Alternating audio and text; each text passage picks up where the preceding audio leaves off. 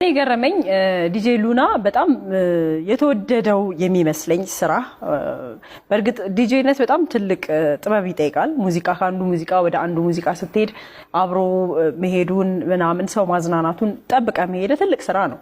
ግን የምትመርጣቸው ሙዚቃዎች የዘጠናዎቹ ነው፣ የድሮ ሙዚቃዎች ናቸው፣ ቆየት ያሉና እሱም ይመስለኛል ሰው በጣም እንዲወዱ ያደረገውና እንዴት አሰብከው የዛን ዘመን ሙዚቃዎች ባንድ ላይ አርገህ ለመስራት ሴትአፑን ጓደኞችህን ላይቱን ምናምንና በዚህ መንገድ ለመምጣት እንዴት አሰብክ?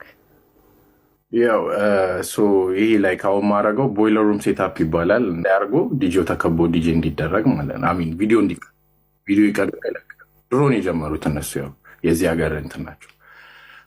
አይ ኦልዌይስ ቲንክ እንደዛ ማድረግ ይቻላል ወይ በኢትዮጵያ ምናምን ብዬ አስብ ነበር።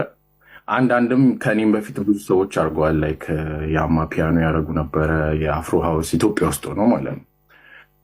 ግን አወዝ ላይክ ያው በቃ ያደግንበትን ግን የሚያደርግ ይህን ያለም የለም ብዬ ተጨመርኩኝ። እናም ያው እሱን ስጀምር ላይክ ዘፈኖቹን ያዘጋጀውበት መንገድ ያው ክለብ ሰራሉኝ ዊኬንድ ላይ እና ክለብ ላይ በቃ ሞስት አሪፍ ሪያክሽን የሚያገኙት ዘፈኖች የዘጠናዎቹ ምናምን ናቸው። ላይ ታዋቂም ይከፈታል፣ ግን ያው ዘጠናዎቹ ሞር ተቀባይነት አላቸው። አንቺን የማፍቀሬ ድንገት የወደድኩሽ ቆይቼ እስከ ዛሬ ገና ዛሬ ነው ያየሁሽ የተመኘሁሽ ያለኩሽ አይደለም ድፍረት ወጊ አንቺ ልጅ ከኔ አድራጊ።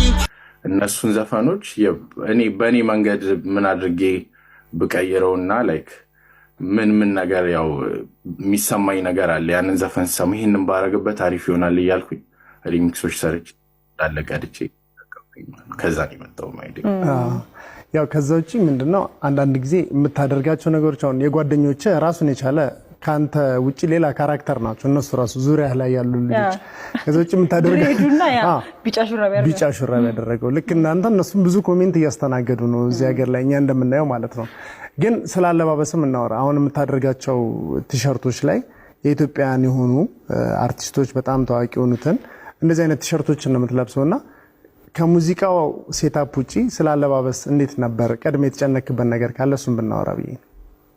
ያው በቃ ካደረኩኝ ስታይሌ አይቀር ሙዚቃን ሪፕሬዘንት ያርግ ብዬ ነው። ያው አይከንዱ ናይኪ ማድረግ ይችል ነበር፣ ግን ያው ናይኪ ላይገናኝ ይችላል።